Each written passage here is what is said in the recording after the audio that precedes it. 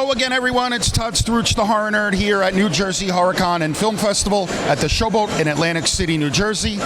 Day 2 of the convention. Saturday is always a busy day. We're rocking and rolling. A lot of fans here today. I myself am thrilled to be here, specifically because I have the honor of standing next to an icon in the television business, Eddie Munster himself, Mr. Butch Patrick. Butch, how are you? Can you do that intro again? I don't think I could. That was good. Why, thank you for that nice intro. Yes, we are here at New Jersey HorrorCon. It's great. I got him for Klimt. Yeah. No, but I really meant it. I mean, I grew up on the Munsters, so it's cool to be talking to you. You know, even though the Munsters was a comedy, it was based on the Universal Monster movies, so it's a good fit for the HorrorCon. And the multi-generation fan base is just phenomenal, so I'm happy to be here, and we always have a good time. Cool. Now, what is awesome about this interview is, as you can see, we are standing here next to Dragula. Number 1, the original. The original. So what can you tell us about this fine piece of machinery? Well, you know, the Munster was very popular, but the cars that Mr. George Barris customized for the show, the Munster Coach and then the Dragula, were the first TV cars for him before the Batmobile and the General Lee and Kit and all the other cars that he did. The first series he put cars on regularly was the Munsters. And I was lucky enough to become dear friends with George for my entire life. I'm a gearhead. I have my own coach in Dragula, so the people just love the show, but they really enjoy seeing the cars close up. Absolutely. So, Butch, you know, I know you do quite a few conventions throughout the year. Does it ever surprise you that after all this time, like you said, multi-generational, fans continue to show up to come and visit you at your table and meet you? It's actually a phenomenon. It really is. It's a wonderful thing. I was very lucky to be not only working in the 60s, which was the greatest decade for comedy and music and TV shows, but the fact that the people today, they really enjoy the old nostalgia channels, which feature shows like the Munsters and other things that I did, Mr. Ed, My Favorite Martian, because they love the family values of that period. And the Munsters just happens to resonate that in spades. Absolutely. So, I don't know, you probably have been asked this. How is it that Marilyn was the normal-looking one? That was part of the comedy twist. She saw us as the lovable Herman, Lily, Eddie, and Grandpa, not as monsters, and we saw her as the unfortunate one, but we loved her just the same. Exactly. So, speaking, you know, I'm just a fan at heart, so just tell me a little bit about what it was like working. You're a child and you're working with Fred Gwynne and Yvonne DiCarlo. What was it like as a child actor working with these people? Well, it was a very kid-friendly set for 2 reasons. Number 1, the producers had done Leave It to Beaver, which was groundbreaking in the sense that it was the first family show that basically was written from a kid's point of view.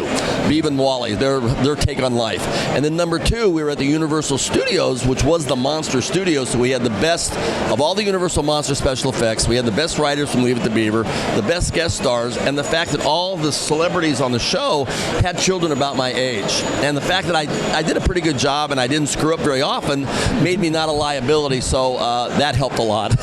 I'm sure. Do you happen to have maybe a particularly fond memory from the set, like a particular anecdote or incident that you recall that stuck with you? One time Fred hijacked the Munster Coach unauthorized and went outside the studio gates and went for a little joyride that I remember vividly. That was so fun. But I just kind of remember when I wasn't working, I got to explore the whole Universal back lot, and that was my kids' domain to go explore. And I would love to go visit my uncle who supplied horses to like Wagon Train, the Virginia, and Laredo. But my favorite destination was always Ernie Borgnine and Tim Conway at the Lagoon for McHale's Navy. That's awesome. Yeah, that's awesome. It was great. That's great. So one final question about, working back then. Over the years, we hear some stories of child actors that are maybe not so pleasant as they grow up. There's a lot of them. Right. So what do you attribute your success in that area? You're out and about now. You seem good. which is great. I'm a survivor, and I had my problems, believe me. Growing up in the 60s, if you wanted to get in some mischief, it was a great time to do it because bad behavior was very acceptable.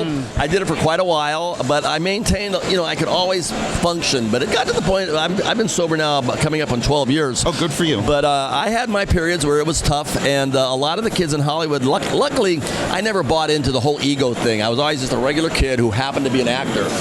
The people that seem to get in trouble are the ones that start allowing their publicists and their parents and people telling them that they're better than they are, or they're feeding them lies, and people are buying into it.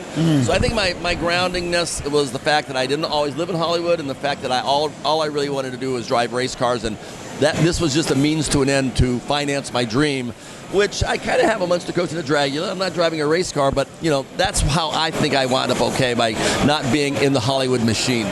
That's great. That's great. And congratulations on your sobriety. Thank That's you very great. much. Any final words out there for the fans you'd like to share? If you're a Munsters fan, keep an eye out for Rob Zombie's movie coming out this Halloween. He's doing a great job. And if you go to Munsters.com, you can follow my travels. I'm taking up a residency at Indiana Beach Theme Park north of Indianapolis this summer. We're going to do some great nostalgia-driven stuff and retro things all over this 96-year-old wonderful park. Very cool. Butch, thank you again for giving me a few minutes of your time and for sharing some insights with the fans. Okay. Truly appreciate it. Thank you so much. Butch Patrick, everybody here at New Jersey HorrorCon and Film Festival. I am the horror nerd, Todd Staruch, signing off. We will see all of you in the next interview.